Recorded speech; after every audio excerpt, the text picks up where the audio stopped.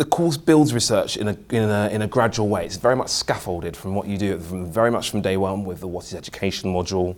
That follows on to your optional modules and also with the compulsory Introduction to Social Research. So you're very much introduced to a range of different academics and thoughts. You're certainly taught to sort of unpick data, to unpick information, and to express an opinion, but in an academic way, shall we say. So what I mean by an academic way, to actually say, rather than saying, I believe this is absolutely true, this could be true, in relation to Adams, Baker and Barnes, shall we say. But you would have done your research to find other academics who support that particular opinion. And what you do find as well when you are reading information, you start grouping academics, further research that you've done together. So it's very much a gradual process that you actually found it's quite a supportive process as well. You find that whilst I felt for my undergraduate study, I was able to process information and present it in a coherent way. Now I'm getting 10 pieces of information and I'm realising that actually there's 3 ideas that are presented. And then I'm learning to order them and show whereabouts in the essay I'm going to link them. The first module also teaches you very much about signposting, about how to present your argument and how you communicate and ensure that argument runs through very much all of your writing, so your reader is very clear about the direction and the points that you want to make. I think certainly the course, the module that I selected to study is one of my optional modules, so assessment, issues and practice, and looking at the issues with reliability and validity has certainly been of interest. So reading around that, although it was a course lecturer, Tina Isaacs has put together quite a very useful guide on that. So what that certainly helped me to do was to look at that in more detail and actually compare that to what happens in real life. So if I give the example, I'm a French teacher, or a languages teacher should I say. I've looked at the current GCSEs and looked at, rather than just looking at them at face value for what's said in the specification, I've looked at it in a lot more detail. So I've looked at how valid is the assessment? Does it really stand up? Is it really testing students? Are they going to learn something further? So I've looked at the assessment and really thought to myself, is this a piece of valid data that's provided at a later stage? The example was, so that, for example, surface value, yes, it was. But actually going ahead, moving forward, students progressing on to A-level, realise that, for example, with a GCSE controlled assessment, there's a lot of learning that goes on. We all need to learn vocabulary, but it's how we adapt the vocabulary to those particular circumstances in other things that aren't assessed. And I wasn't convinced of that totally, so I wasn't convinced by the total validity of the current GCSE in its current state. That would be an example of something.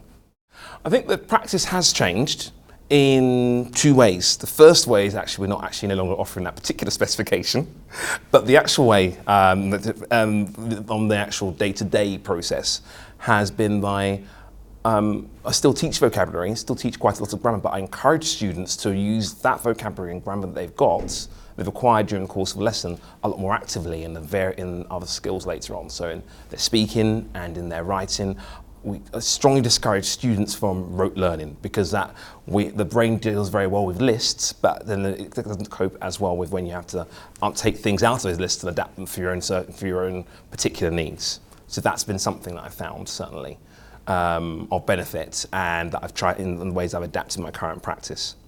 Another example is looked at with, for example, assessment issues in practice. Was actually looking at types of assessment, the different instruments of assessment. So if we take, for example, multiple choice assessment. Before multiple choice assessment, what I did learn certainly during the course of lecture as a practical activity was that a poorly designed multiple choice questionnaire could be that you could have no knowledge on the topic, but actually get something near enough 90 or 100%. So that's now changed my practice, and now every time I see a questionnaire, I now start thinking to myself, which are the aspects that could be eliminated straight away, what could be sort of the correct answer. But actually, when I'm actually forming questionnaires, when I'm forming multiple choice assessments for my students, I think very carefully about how is this testing the understanding of the student, how are they going to select the correct answer.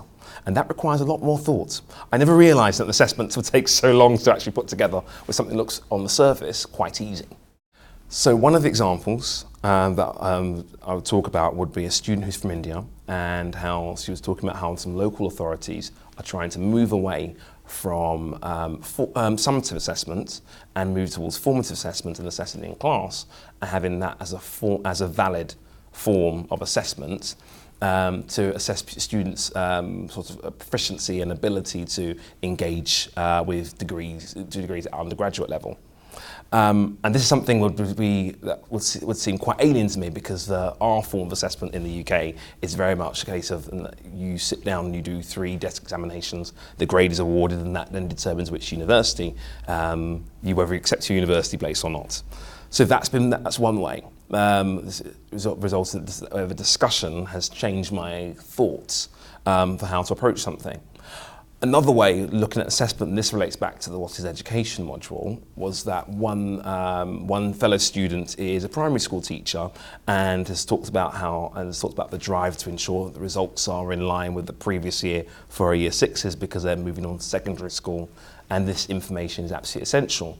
Well, of course, in secondary schools, we use that information for baseline data, but it is quite difficult information to achieve for all of the students. So whilst the information is important, it probably hasn't got it has the same importance, but it has varying degrees depending on the institution where students will go into.